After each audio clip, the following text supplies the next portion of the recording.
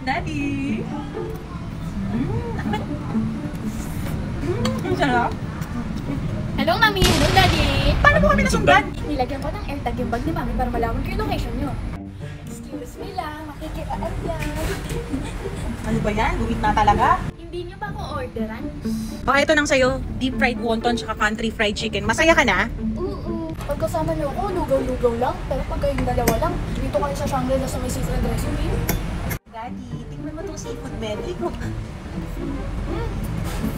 Ang sarap nga ah. Sa akin yan eh. Itong chicken nila. Sobrang tender. Ang layo ng lasa sa lugaw ah. Guys, so ang laki ng wonton nila.